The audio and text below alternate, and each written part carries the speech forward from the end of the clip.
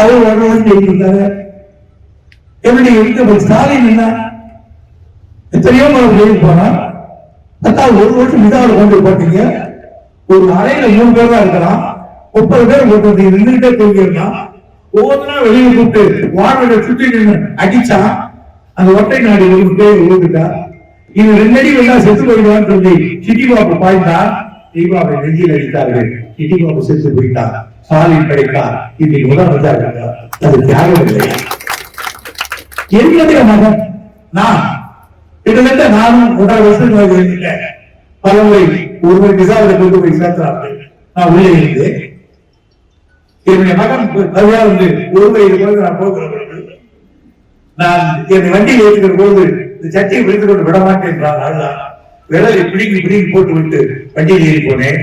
3 மாதம் இன்றைய கிடையாது. 3வது மாதம் என் மனைவி அவனை தூக்கி கொண்டு வந்தார். அங்கே பார்த்தேன். அவன் என்னை பார்த்து தாவியான். ஓடிப்போய் அவனை வாங்கி முத்தமிட போனேன். அங்கிருந்த வாடல் அவனுடைய கையில் சின்ன குழந்தையுடைய பிஞ்சு கையில் கொடாது இந்த மாதிரி பதினாறு போட்டுட்டான். வேணும் எழுதான். நான் கேட்டேன், ஏன் சார் குழந்தைய பிடிக்கணும்? நீ குற்றவாளி. ஒரு காலம் உனக்கு மனம் பேதரித்து அந்த குழந்தையை கொண்டுட்டியா என்று கேட்டான். நண்பர்களே, நீங்க எப்படி வேண்டுமானால் நினைத்துக் கொள்ள முடியும். பிள்ளையை பெற்றவர்கள் அதற்கு பிறகு 1 ஆண்டு காலம் என் மகனை நான் தொடவே இல்லை. தியாகம் பண்ணிட்டு வந்திருக்கையா? தியாகம் சும்மா எங்களை பார்த்தா தியாகம் மதிப்புக்குரிய பிரதமர் சொல்றாரு. கம்யூனிஸ்ட் தியாகம் தெரியுமா உங்களுக்கு? ஒரு முறை ரமணி பேசுறான் சட்டசபையில. நாங்கெல்லாம் தியாகம் பேசுறோம். ஐயா, நாங்க பேசுறது இல்லையா தியாகத்தை பற்றி? தியாகம் செய்தே வாழ்ந்துட்டீங்க. அப்ப ஏன் பேசுறது கேட்டார். என்ன கோயம்புத்தூர்ல தலைக்குனா தங்க வச்சு 3 நாள் நிர்வாணம் மத்தவங்களா தங்க வச்சாங்க. தண்ணியெல்லாம் வாய் வைக்கிறாங்க. இதெல்லாம் அடிவாங்க. இதெல்லாம் நாங்க சொல்றது இல்லை. ஏன்னு கேட்டாங்க. சட்டசபையில இதெல்லாம் சொன்னா சின்ன பசங்க வரமாட்டான்னு போறது.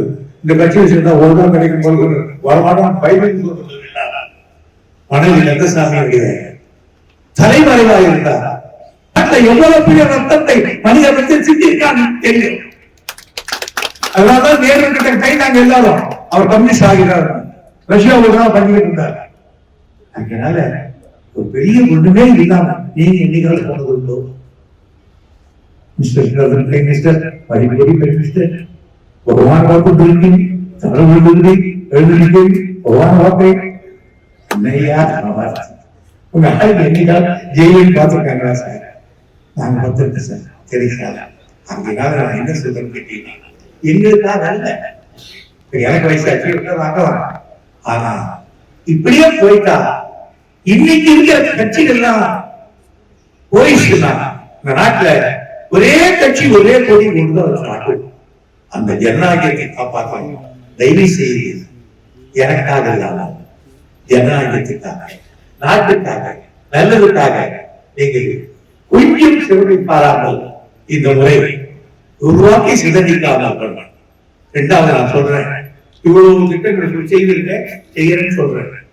உங்களுக்கு வேறு யாராவது வேட்பாளர் செய்வாங்க? செய்திகளை உடனுக்குடனும் துல்லியமாகவும் தெரிந்து கொள்ள சப்ஸ்கிரைப் பண்ணுங்க.